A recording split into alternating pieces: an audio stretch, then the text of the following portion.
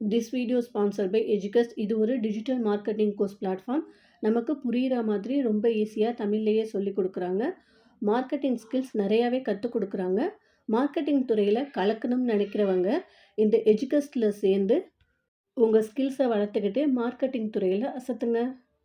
The struggle to find courses that truly speak your language, it's finally over. Welcome to EduQuest, where learning is made just for you.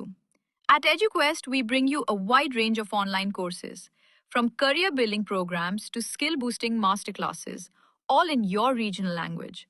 Because we believe language should never be a barrier to success.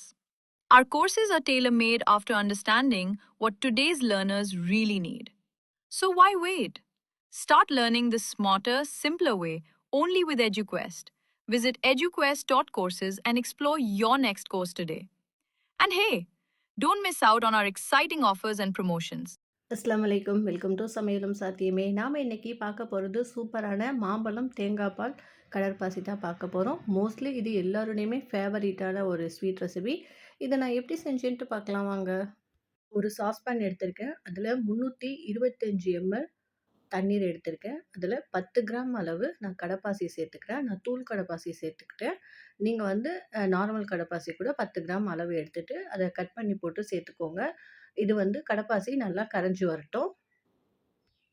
கடப்பாசி நல்லா கரைஞ்ச பிறகு 150 gram சர்க்கரை சேர்த்துக்கோங்க. ஒரே ஒரு பிஞ்சு உப்பு சேர்த்துட்டு சர்க்கரை கரையிற வரைக்கும் நல்லா கலந்து வச்சுக்கலாம். இதுக்கு இடையில வந்து நான் மாம்பழத்தை நல்ல பெரிய மாம்பழமாக எடுத்து பியூரியாக ரெடி பண்ணி வச்சுருக்கேன். பாருங்கள், மிக்ஸி ஜாரில் போட்டு அடித்து பியூரி ரெடி பண்ணி வச்சுருக்கேன்.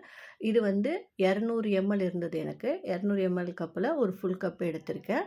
அதையும் அந்த சாஸ்பேனில் சேர்த்துட்டு நல்லா கிளறி விட்டுக்கோங்க. பாருங்கள், நல்லா கொதி வந்த பிறகு கட்டி இல்லாமல் இதே மாதிரி சூப்பராக ரெடி ஆகிடும். நல்லா 2 கொதித்த பிறகு அடுப்பை ஆஃப் பண்ணிடுங்க. ஆஃப் பண்ணிவிட்டு நீங்கள் எதில் ஊற்ற போகிறீங்களோ அதை ரெடியாக எடுத்து வச்சுட்டு அதில் மாற்றிக்கோங்க. மாற்றிட்டு நான் மாம்பழம் வந்து சின்ன சின்ன பீசஸாக கட் பண்ணி வச்சுருக்கேன். அதையுமே அதில் போட்டுக்கலாம். இது சாப்பிடும் போது இன்னுமே டேஸ்டியாக இருக்கும். இது செட் ஆகி வரட்டும். இப்போ செகண்ட் லேயர் ரெடி பண்ணிக்கலாம். 300 ml தண்ணீர் எடுத்துகிட்டு 10 கிராம் அகர் அகர் போட்டுட்டு நல்லா கரைச்சி விட்டுட்டு 150 கிராம் சர்க்கரை, ஒரு பிஞ்ச் உப்பு போட்டுட்டு சர்க்கரை கரைஞ்ச பிறகு 150 ml தேங்காய் பால், நல்லா திக்கான தேங்காய் பாலை எடுத்து வச்சுருக்கேன். அதையுமே அதில் விட்டு நல்லா கொதிக்க விட்டுருங்க. நல்லா 2 கொதித்த பிறகு அடுப்பை ஆஃப் பண்ணிடுங்க.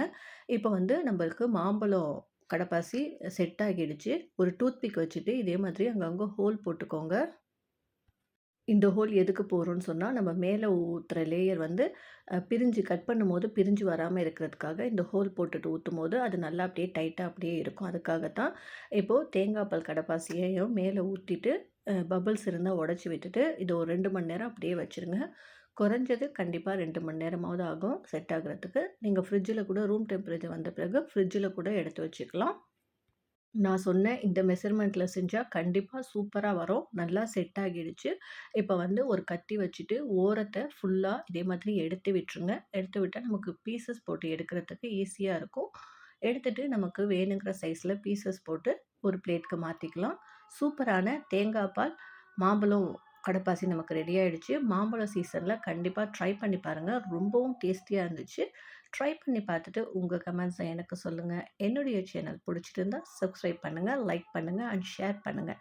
இன்ஷா அல்லாஹ் அடுத்த வீடியோவில் மீட் பண்ணலாம். அஸ்ஸலாமு அலைக்கும்.